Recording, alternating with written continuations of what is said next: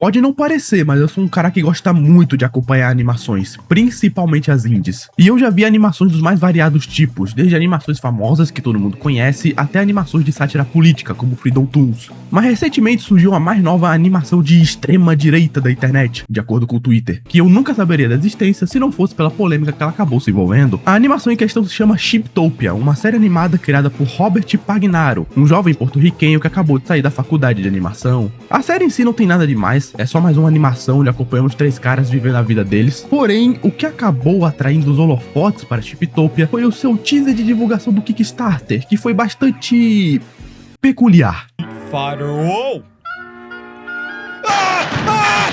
E sim, eu sei que já teve uma galera que fez vídeo sobre e que eu estou bastante atrasado, mas eu acredito que eu tenho muito a acrescentar ao assunto, trazendo um ponto de vista diferente para a discussão. Então, veja o vídeo até o final que eu acho que você não vai se arrepender. Mr. Brennan, here you are. Toda a polêmica envolvendo Chiptopia se iniciou quando o seu teaser de divulgação do Kickstarter chegou na boca do Twitter. O teaser em questão mostra um dos personagens de Chiptopia, que é literalmente um self-insert do criador da série, interagindo com um dinossauro, até que ele se cansa e o empurra para trás de uma árvore para ser espancado pelos seus amigos. Hey, buddy, what kind of cartoons is gonna be like anyway?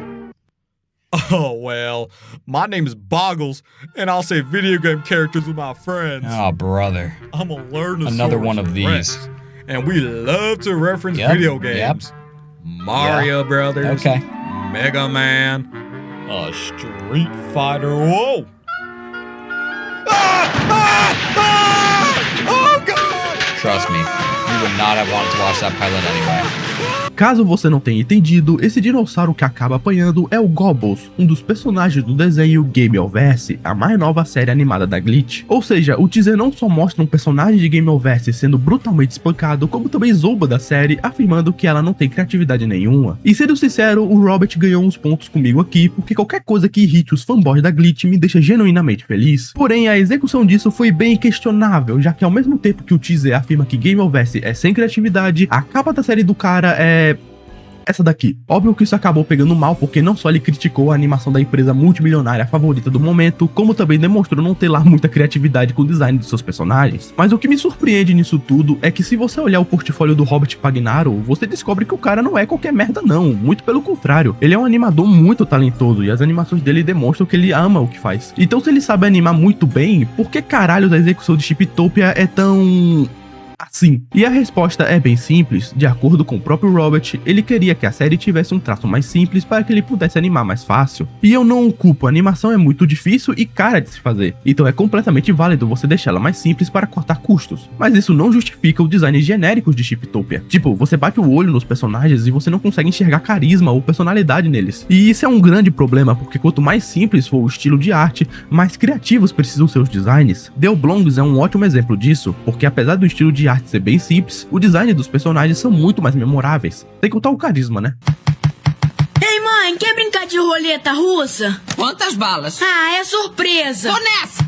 Outro grande defeito de Rob, sim, esse é o nome dele no Twitter, é a sua péssima escrita. Se a gente voltar naquele teaser, a gente percebe que apesar dele tentar ser provocativo e engraçado, não há nenhuma piada de fato ali, simplesmente não tem graça nenhuma. O teaser é tão sem sal que até quem detesta a Glitch cagou na cabeça do cara, e sendo sincero, a ideia é de fato engraçada, mas a execução é uma grande bosta. Inclusive, isso é um padrão bastante recorrente quando falamos das produções de Rob. O que eu quero dizer é que teria jeitos muito mais engraçados de melhorar aquele teaser sem descartar a ideia original. Por exemplo, ao invés de só surrar o Gobbles atrás de uma árvore, o Robert poderia ter só seguido a sugestão do Renan Play. Pra mim tinha que ser preso, torturado, estuprado pelo menos uns 15 dias, depois morto com fogo. E não é fogo tipo assim, bora tacar gasolina nele e tocar fogo, não.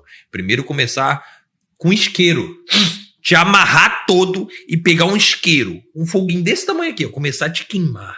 Ou seja, se esse teaser fosse mais engraçado e tivesse uma animação tão boa quanto as animações que existem no portfólio de Rob, talvez a situação tivesse sido diferente. Claro, ele ainda levaria hate, porém acho que mais pessoas comprariam a ideia dele. Se você quer zoar alguém, você tem que mirar e acertar o tiro. Se você só errar e ainda cair por causa do recoil da arma, ninguém vai ficar do teu lado. Até porque ninguém gostaria de apoiar um cara que tentou zoar algo, mas conseguiu fazer pior. Outra coisa que as pessoas reclamaram e que eu não vou me estender muito é sobre o próprio Kickstarter do Rob. Muita gente reclamou das metas, já que, de acordo com o Twitter, não faria sentido uma animação dessa qualidade ser tão cara de fazer? Sinceramente, eu não acho isso tão absurdo, porque fazer animação é extremamente caro, a não ser se você faça a animação toda sozinho, ou com uma equipe que tenha muito amor pelo projeto e decida fazer isso de graça, porque caso contrário, sairia bem caro. Um bom exemplo é o canal Freedom Toons, com a sua série animada Twisted Plots, na qual ele precisou arrecadar $500 mil para 5 episódios, o que seria em torno de $100 mil para cada, o que até pode parecer muito dinheiro de fato, até você descobrir que um episódio de Simpsons custa $5 milhões.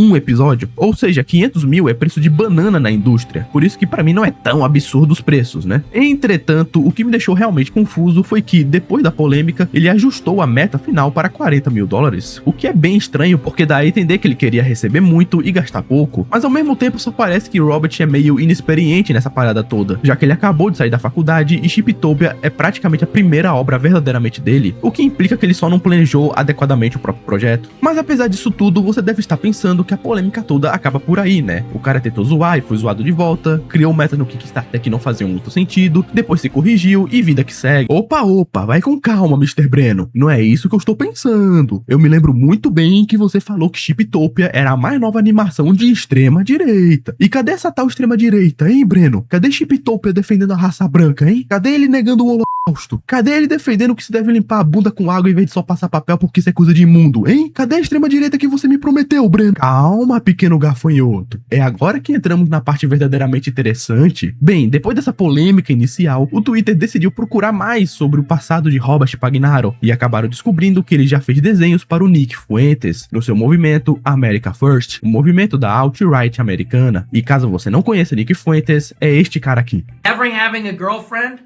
never having sex with a woman, really makes you more heterosexual because honestly, dating women is gay.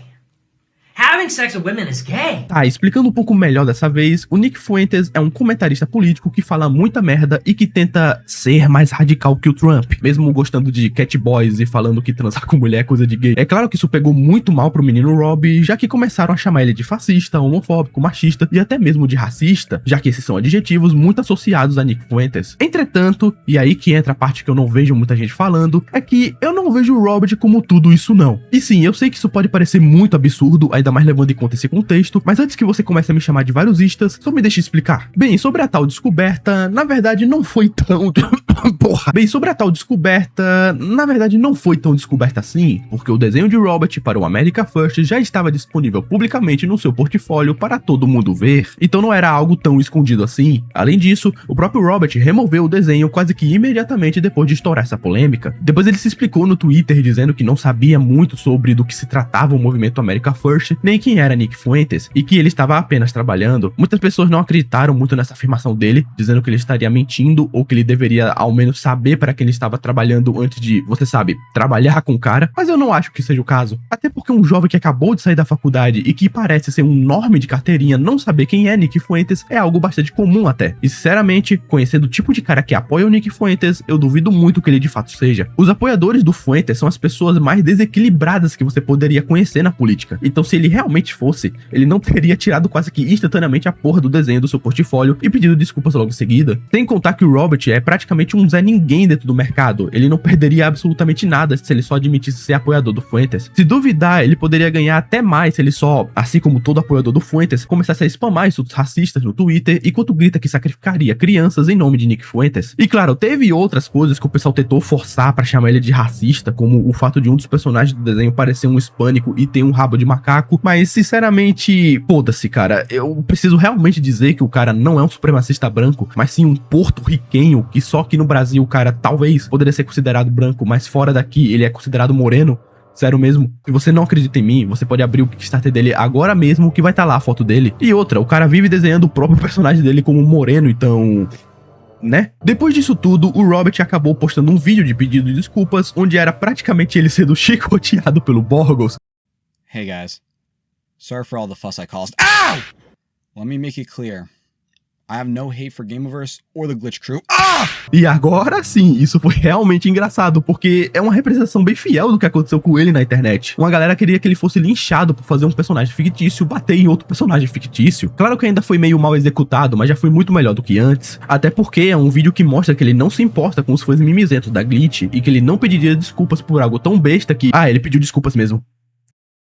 Agora ele errou. Agora eu bato na mesa e afirmo que ele errou. Sinceramente, esses filhos da puta nem sequer mereciam desculpas. O cara até pegou leve com um dinossauro que sequer existe. E claro, como ele pediu desculpas por causa disso, muitos youtubers da gringa começaram a testar a paciência do cara. Já vi gente, até mesmo aqui no Brasil, dizendo que foi de muito mau gosto um animador realmente independente e que acabou de sair da faculdade ter zoado outra animação indie. Animação indie essa criada por gente já consolidada no YouTube e apoiada por um grande estúdio milionário com conexões com a Amazon, Netflix, dubladores da indústria e até mesmo com cinemas. Pelo amor de Deus, coitada da Glitch, né? Pare de ofender a minha empresa multimilionária. Eu sinceramente não entendo por que as pessoas estão tão hipersensíveis ao ponto de achar que uma paródia boba como essa é algo tão de mau gosto assim. Como eu havia dito, poderia ter sido muito pior. Na verdade, teria sido muito mais engraçado se tivesse sido pior. Imagina se o cara só jogasse o Gobbos num moedor de carne ou algo assim. Eu riria, não sei vocês. Mas o pior mesmo é a galera ainda pegando no pé dele por causa dos desenhos que ele fez para o Nick Fuentes, dizendo que ele está mentindo quando ele diz que não sabia. E, de novo, um cara que acabou de sair da faculdade e que parece ser um grande norme, não saber quem é Nick Fuentes é algo até que muito comum. O Robert não parece ser um militante político, nem sequer alguém politicamente engajado, mas apenas alguém inexperiente que acabou se envolvendo com um grupo errado. Ele mesmo disse que fez o desenho para uma fase do estágio que foi recomendado por um familiar, e que descobriu só depois o quão merda era o movimento, mas que manteve mesmo assim o desenho no portfólio para ter mais coisa para mostrar, o que me parece só muita burrice mesmo, e não algo verdadeiramente suspeito. Mas digamos que o Rob esteja realmente mentindo, e ele de fato quis trabalhar com Fuentes na época, então qual é o sentido de só remover algo que já estava público para todo mundo ver? E mesmo se a gente partir do pressuposto que ele só quis esconder por causa da atenção que ele recebeu, isso no mínimo mostraria que ele sente vergonha da imagem ao ponto de querer esconder, o que é algo muito característico do jovem, que só anda com gente merda o tempo todo. Eu só não acho justo tratar o cara feito um verme por ter feito merda na juventude e agora resolver mudar e seguir em frente. É inegável que há algo no Nick Fuentes que ressoa no jovem americano, e por isso tanta gente cai no papo dele. Mas você culpar para sempre a galera que tentou seguir em frente só pelo fato de ter feito merda quando era mais jovem é um comportamento completamente destrutivo, que você acaba empurrando esses jovens de volta pro extremismo. E eu fico meio revoltado quando vejo vídeos sobre esse caso e percebo quantas pessoas estão hipersensíveis. Tipo, eu já vi vídeo onde o cara fala que zoar um concorrente só faz sentido quando é entre empresas grandes ou quando a brincadeira é mais saudável, por assim dizer. Aí vai lá o cara e cita como exemplo a rixa entre Family Guy e South Park, como se os criadores de South Park não fizessem essa zoação toda por, de fato, odiarem Family Guy. Isso não é nem exagero. We do hate it. We do hate Family Guy. We just don't respect it in terms of writing. We got calls from people at The Simpsons saying thank you, because they actually hate Family Guy more than we do, even though they won't say it. Você dizer que só se pode zoar alguma coisa se for de maneira respeitosa é algo muito infantil e sem sentido. E outra, você chamar um hispânico que desenha o próprio self-insert com a pele morena de racista é algo muito fora da realidade, principalmente pro tuiteiro médio que trata racismo apenas vindo do branco pro negro. Já vi até gente falando que aquele pedido de desculpas dele também foi racista por causa das chicotadas? Olha, eu não sei se eu sou muito inocente, mas eu não vejo um personagem sendo chicoteado e já penso logo em negros. Talvez essa galera do amor parasse de querer toda hora sinalizar virtude, talvez eles percebessem o quão bizarro é chegar a uma conclusão dessas. Mas enfim, dito isso, caso o Rob queira me contratar como roteirista na série dele, eu tô aceitando, principalmente se pagar em dólar.